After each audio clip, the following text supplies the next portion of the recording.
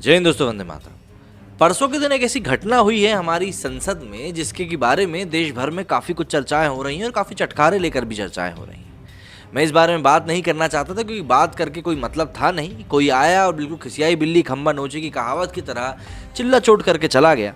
अब खिसियाहट कहाँ की थी और कहाँ पे निकल गई, ये बात के ऊपर लोग स्पेक्यूलेशन ज़रूर लगा रहे हैं। लेकिन हाँ, एक बात ज़रूर है कि खिसियाहट तो काफ़ी ज़्यादा थी और खिसियाहट के बारे में बातें भी हो रही हैं। शुरुआत में मैंने सोचा कि अवॉइड कर दूं, लेकिन उसके बाद तड़ातड़ इतने मैसेजेस आ गए कि भैया इसके बारे में भी तो बात करनी चाहिए। तो दरअसल वाकया कुछ यूं हुआ कि ऐश्वर्या राय को पनामा पेपर्स की जो लीक हुई है, जिसके बारे में कहा यह जाता है कि ऐसा कुछ हुआ ही नहीं है, उसके लिए उनको वहां पर तलब किया गया। अब जब उनको वहां पर तलब किया गया तो ऑब्वियस सी बात है भाई, उनसे जुड़े हुए जो उनके लोग हैं, पारिवारिक लोग हैं, संबंधी हैं, उन सभी को इस चीज़ से संबंध इससे मतलब परेशानी तो होनी ही थी कहीं ना कहीं, और वो चीज़ हुई भी। अब देखिए, जया बच्चन माननीय सांसद हैं, वो अपनी आवाज़ उठा सकती हैं, कई सारे मुद्दे हैं जिनके ऊपर वो बोल सकती हैं, अपने क्षेत्र के लिए काम कर सकती हैं, बहुत सारी चीज़ें कर सकती हैं वो। लेकिन देखिए क्या होता है, जब इंसान के अंदर नाराज़गी होती है तो नाराज़गी ज़रूरी नहीं कि उसी फॉर्म में सामने निकल कर आए, हो सकता है वो दूसरे फॉर्म में भी निकल कर सामने आ सकती है। तो हुआ कुछ यूं कि 20 तारीख को उन्हें संसद में किसी एक टॉपिक के ऊपर बात करनी थी, नारकोटिक्स बिल, अगर मैं गलत नहीं हूं तो इसके ऊपर बात करनी थी। लेकिन जैसा कि अक्सर देखा गया है कि जब लोगों को बोलने का मौका दिया जाता है तो वो काम की बात कम करते हैं और इधर उधर की बातें ज़्यादा करते हैं। लेकिन जया बच्चन जी ने यहाँ पर किया क्या, उन्होंने यहाँ पर सामने आके जो बातें रखी, वो बातें कुछ इस तरीके से रखी कि लोगों का ध्यान चला गया ऐश्वर्या राय बच्चन जी की ओर कि भाई कहीं ये खिसियाहट वहाँ की यहाँ पर तो नहीं निकल रही है, कि किस तरीके से बातें चल रही हैं। मतलब सोशल मीडिया की अगर हम बात करें तो सोशल मीडिया पर उनको लेकर तरह तरह की बातें तो हो ही नहीं थी, और लोगों ने ये भी सवाल लगाने शुरू कर दिए कि ईडी के अधिकारियों ने क्या कहा। ये मैं आपको मतलब एक आर्टिकल के थ्रू ही बताता हूँ जिससे कि भैया बातचीत साफ सुथरा रहे।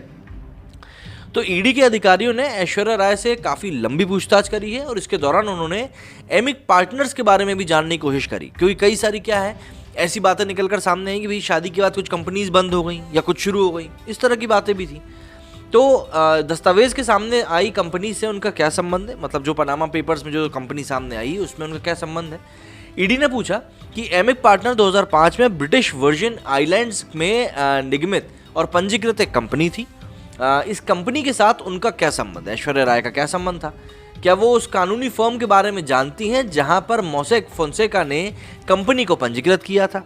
इसके अलावा उनसे पूछा गया कि क्या कंपनी के निर्देशकों ने ऐश्वर्या, उनके पिता कृष्णराज राय, माँ वृंदा राय और भाई आदित्य राय शामिल थे।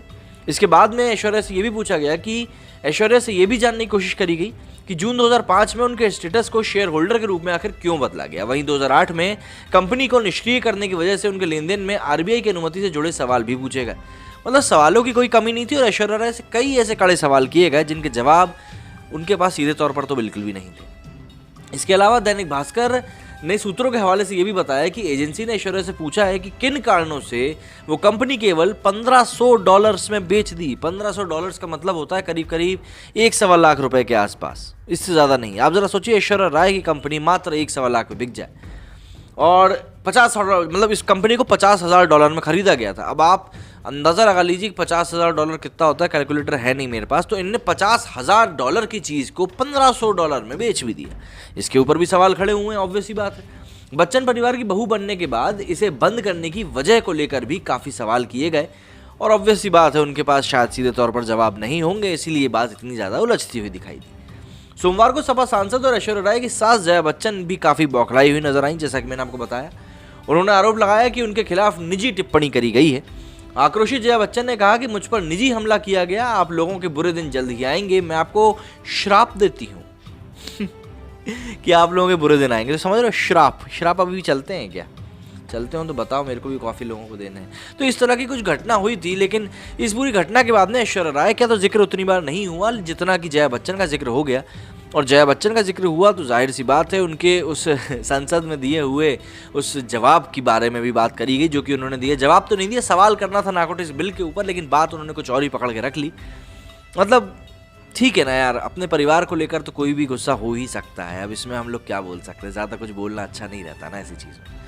तो आप लोगों का इस बारे में क्या कहना है भैया, मुझे कमेंट करके ज़रूर बताओ कि आपको क्या लगता है कि ये जो गुस्सा था जया जी का, ये वाकई में वो संसद के बाहर बैठे हुए 12-13 कुछ जो लोग हैं उनके लिए था, या फिर अपनी बहू ऐश्वर्या के लिए था।